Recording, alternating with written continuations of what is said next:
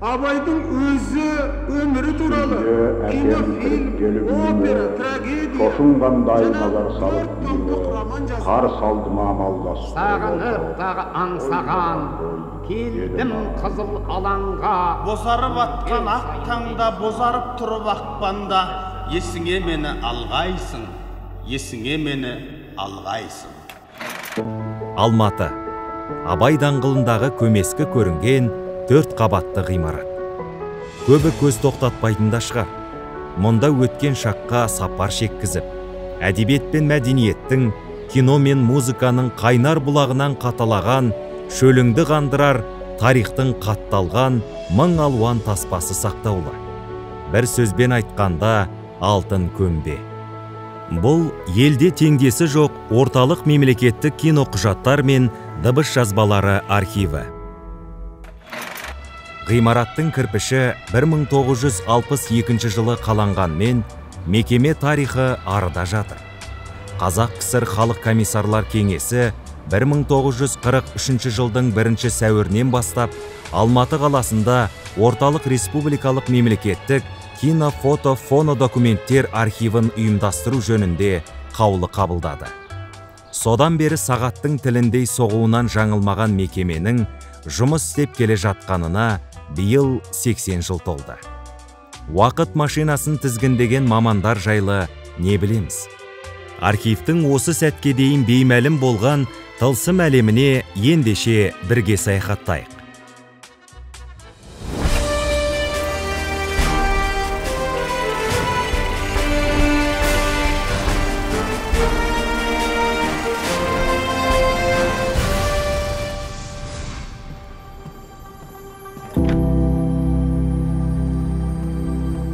Мен осы мынау архив қорын толықтыру және ведомстволы архивтер бөлімінің бас сарапшысымын. Архивтің жұмысы А дегенде осы бөлімнен басталады. Осы бөлімге келіп түседі құжаттар. Ол біздің құжаттар бізді толықтырушы мекемелерден келіп түседі. Олар яғни телеканалдар, киностудиялар, жеке кинорежиссерлар бізбен меморандумға тұрып киноларын тапсырып отыратын. Болмаса, жеке тарихи тұлғалардың туыстары, немерелері, басқа да жақындары үйінде сақталған жеке архивтерінен алып келіп тапсырып жатады. Көптеген кезінде тапсырылмаған кинолар келіп жатады бізге жеке тұлғалардан. Жақсының аты ғалымның хаты өлмейді. Хәкім Абай айтқан бір атаның емес, барша адамның баласына айналған тарихи тұлғалардың ұрпағы әлі күнге көзінің қарашығындай сақтаған жәдігерді тапсырып жатады. Мол мұраның қоймасына айналған архив дәуірлер аманатын арқалағандай. Ескекендеп келіп түскен кез келген құжатты алу шарт емес. Бірінші кезекте тарихи маңыздылығына, техникалық жағдайына мән беріледі. Одан соң құндылық сараптамасы жасалады. Сондай сүзгіден өткесін бірақ сипаттауы жазылған құжатын толтырады. Түсірілім барысында біз де тарихи сәттің куәсі болдық. Бұрын ешқайда жарияланбаған қазақ сахнасының бұлбұлы КСРО халық әртісі Роза Бағланованың фотоларын архив қолданушысы келіп тапсырды. Бұлар бұрын ешқайда жарияланбаған семейный архивтан келіп түсіп тұр. Бұл жақта аса құндының арасында осы мына соғыс кезіндегі суреттері бар. Жас кезіндегі Роза апайдың мына суреттері әдемі партияның басшылары сұлулығына Хрущев, Сталин олар таңғалған. Содан кейін бұларды біз мынау алдымызда тұрған сканерден өткіземіз. Бұл сканер бізге сол мемлекеттік архив 20-25 бағдарлама бойынша алынған аса сапалы сканер. Бұны енді жоғарғы сапамен өткіземіз. Содан кейін ол өткеннен кейін бұған біз тізімдеме жасауға кірісеміз. Тізімдемені сол хронология бойынша әр суретке сипаттама жасаймыз. Бейсен Құранбек. Барша қазақтың жанашырына айналған тұлға 49 жасында аққан жұлдыздай аспан жаққа кетіп бақилық болды. Өткен шақта ол туралы айту оңай емес. Болмысы, журналистика саласында қалдырған ізі, бүгінгі һәм кейінгі буынға өнеге. Архивтің алтын қоры бүгін Дара Бейсеннің бұрын ешқайда жариялана қоймаған фотолармен толықты. Жары Гүлмира Зербай тапсырды. Тағдырының әр тарауы осы суреттерде сайрап жатыр. Бірінші мақсатым Бизекеңнің өмірдегі өткен жолы естелік болып қалсын. Кейін зерттейтін адамдар болады. Сол кезде тірек ретінде материалдар іздейді. Материал іздеген адам барлығы міндетті түрде архивке келеді. Осы архив ол ең суреттерді жақсы сақталатын, елге жеткізе алатын жердің бірі деп есептеймін. Құндылық сараптамасынан өткеннен кейін құжаттар есеп бөліміне жіберіледі. Оларға архивтік нөмір беріліп, іріктеліп, сақтау бөліміне жолданады. Архивтің ең басты мақсаты түпнұсқаны сақтау. Тыңдау және көру кезінде мейлінше аз зақымдау. Кино фотоқұжаттар мұрағатында сақтаулы тұрған ең көне құжат 1860 жылғы сурет. 1,5 ғасыр бұрын түсірілген фото сол дәуірдің тұрмысын еріксіз көз алдына елестететіндей. Құнды құжаттар өте көп бізде. Сақтау жұмыстары жүргізіліп жатыр. Сандық форматқа көшіріліп жатыр. Серверді сақтаймыз оны. Сақтандыру қорын жүргізіп жатырмыз. Көшіріп сандық көшірмесін дискіге жазып, қалғанын көшірмесін серверге сақтаймыз. Және де басқа да сақтау жұмыстары өте көп жүргізіліп жатыр. Ол профилактикалық жұмыстары, реставрация жұмыстары. Значит, это у нас кабинет оцифровки кино и видео. Ну, самый большой объем, конечно, это у нас кинопленка на хранении. Ал бұл кабинеттің еріксіз баурайтын сиқыры бар. Өткен ғасырда таспаға түскен кадрлар заманауи форматқа тоңын айналдырып жатыр. Осы ғажайып көріністі көргенде сілтідей тынасың да қаласың. Называется «Пятилетка Казахстана». Он трехчастевый, то есть 3 коробки на хранении на 2 языках, казахский и русский. 25 год. Бұл осында сақталған 1925 жылы таспаланған ең көне фильм.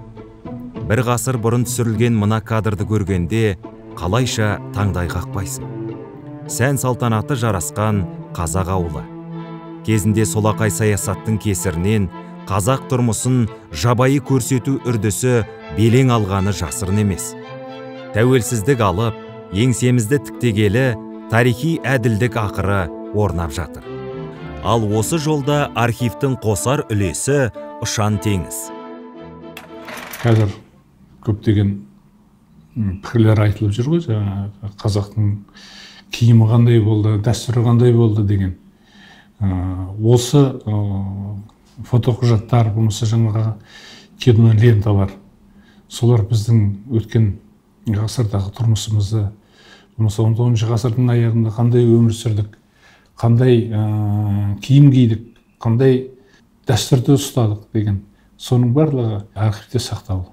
Біздің аталарымыздың, бабаларымыздың, болмаса жаңағы апаларымыздың тұрмысын көрген кезде кеудеңде бір қуаныш, мақтаныш сезімі пайда болады.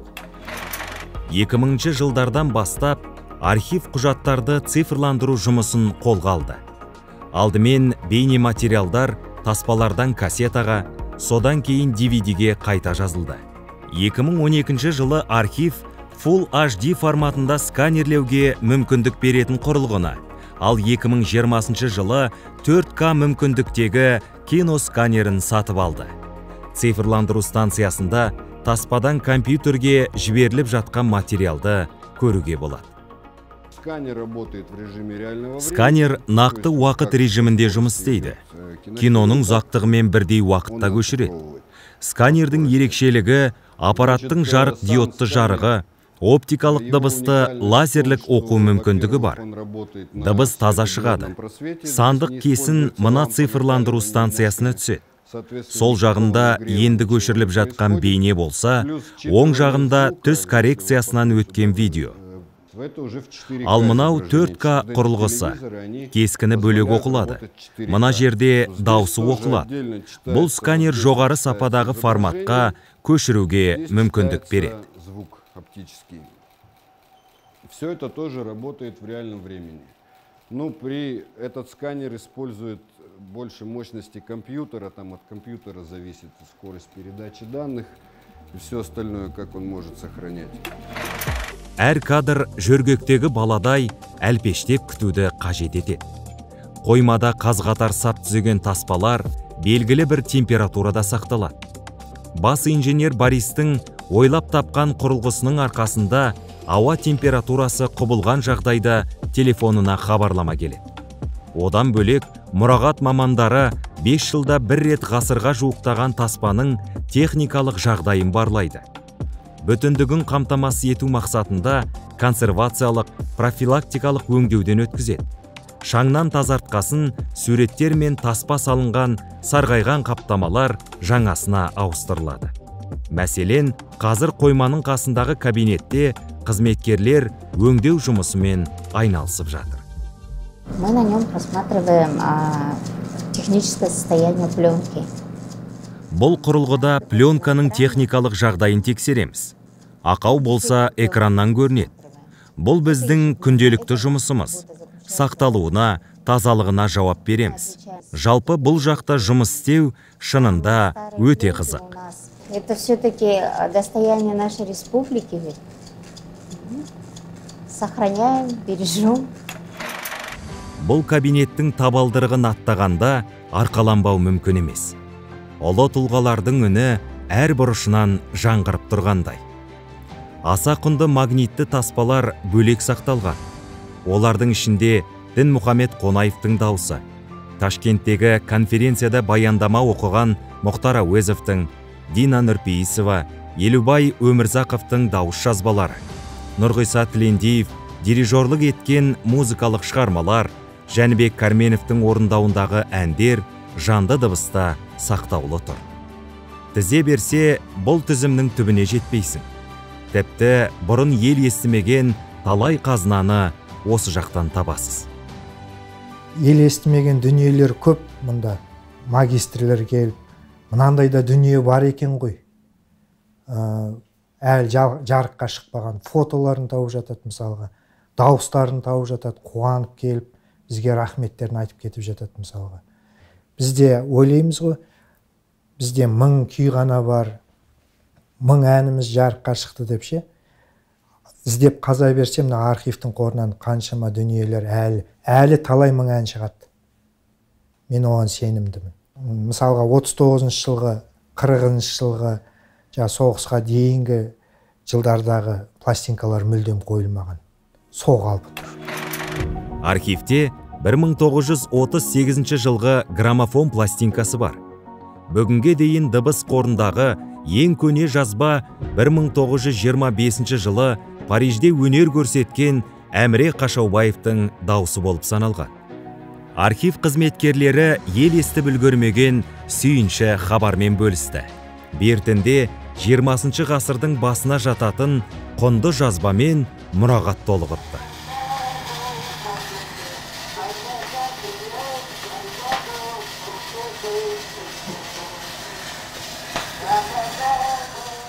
Естіп отырғандарыңыз, Түркістан облысында жазылған 1900 жылдардың басында дедім ғой.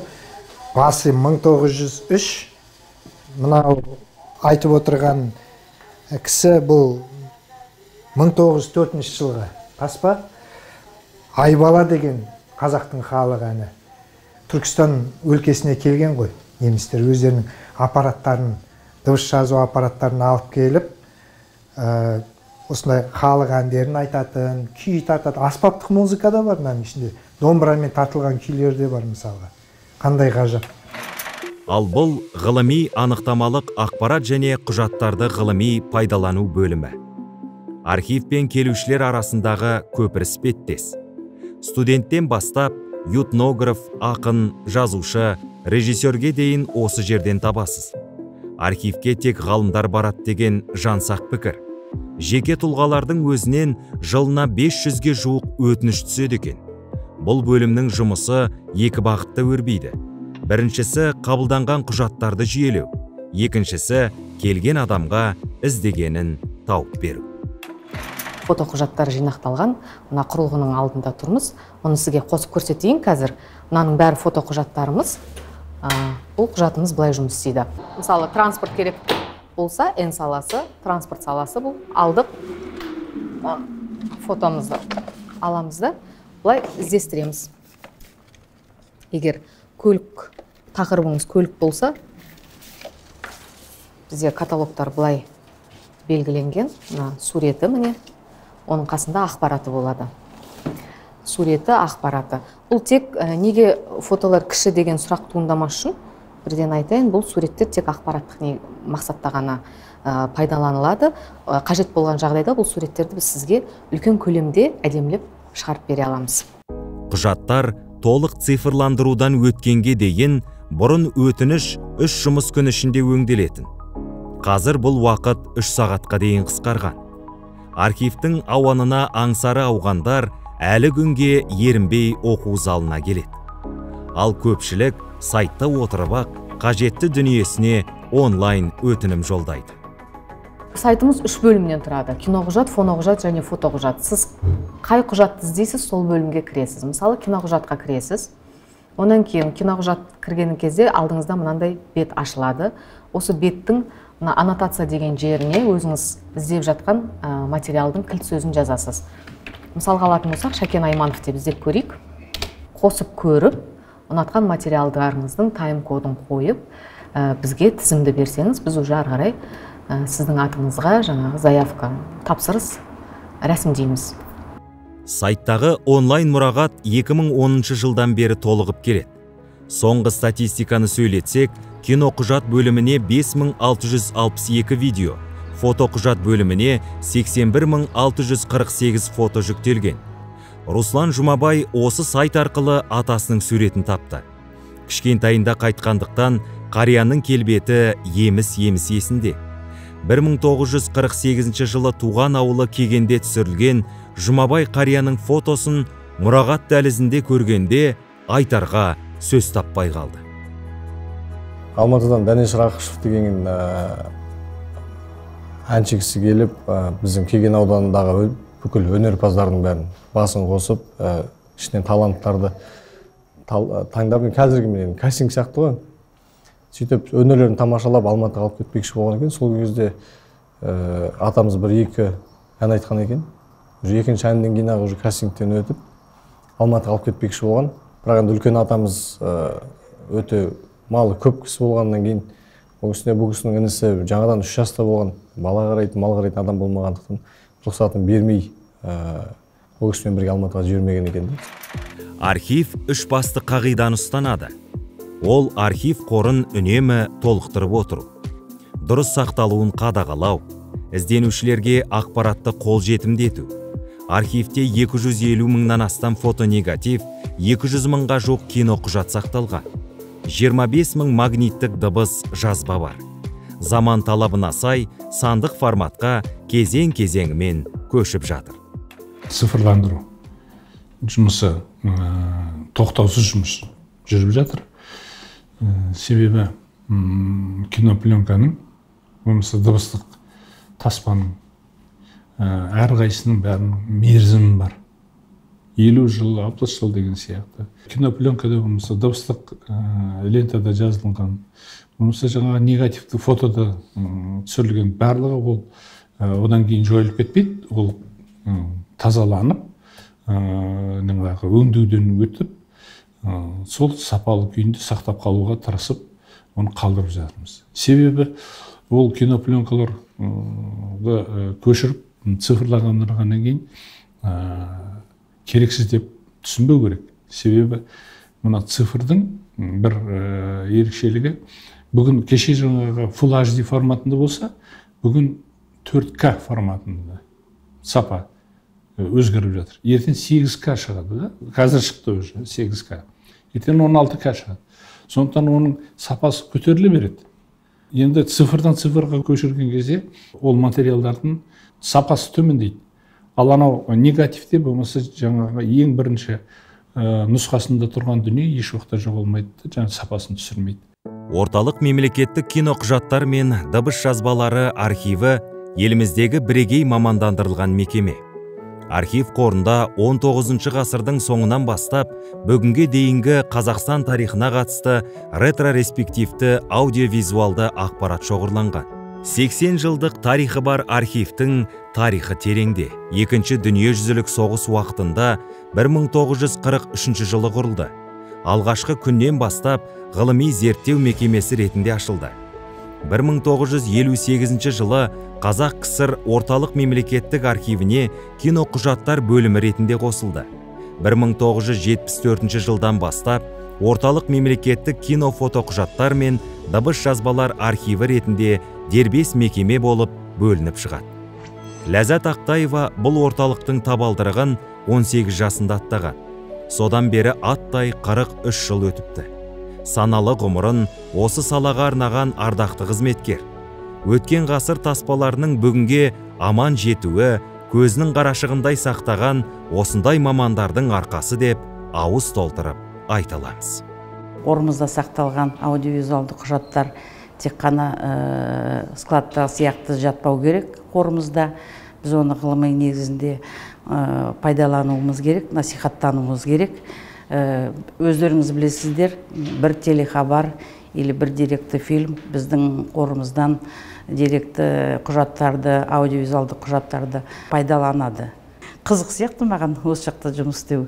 Тарихты білесің, көп режиссерлармен, шығармашылық кісілермен жұмыс істейсіз. Олар жылдың қай уақыты, қай мерзімі қарамайды.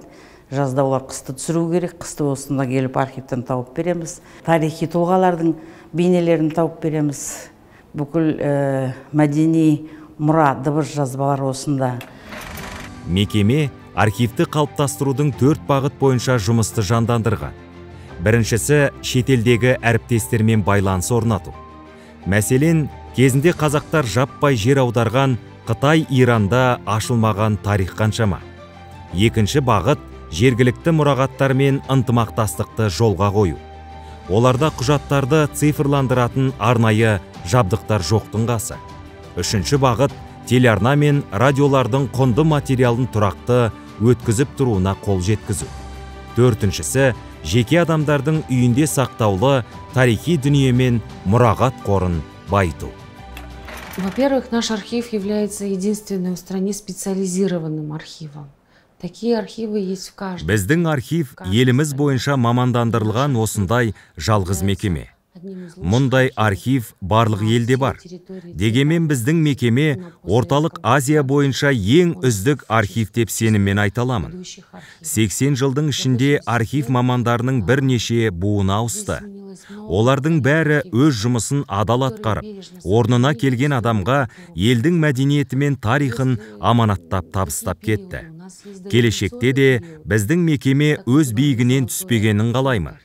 Заман талабына сай техникаларды жаңартып отыру маңызды. Сондай-ақ архив мамандарының сол техникаларды қосымша меңгеруіне мән беру жұмысымызға серпін береді деп сенемін.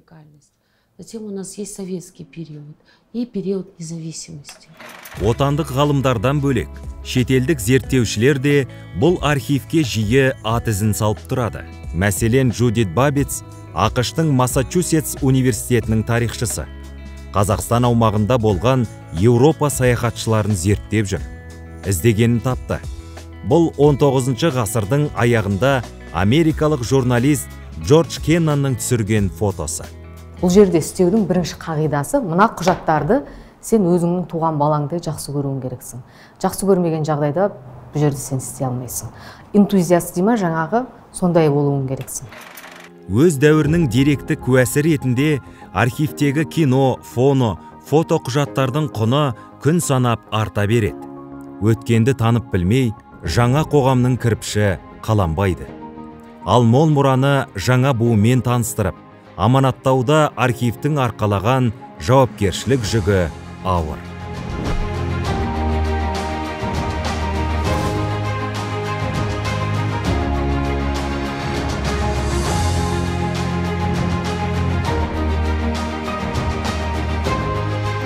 Орталық мемлекеттік киноқұжаттар мен дыбыс жазбалары архивіне биыл 80 жыл. Өткенді екшеп, бүгінді бағамдап, келешекке ұлы мақсатпен көз тастар белестің биігі бұл. алда әлі талай асу бар. Архив елдің тек амандығын айқындайтын, жетістігін паш етер құнды құжаттармен толықсын деп тілейміз.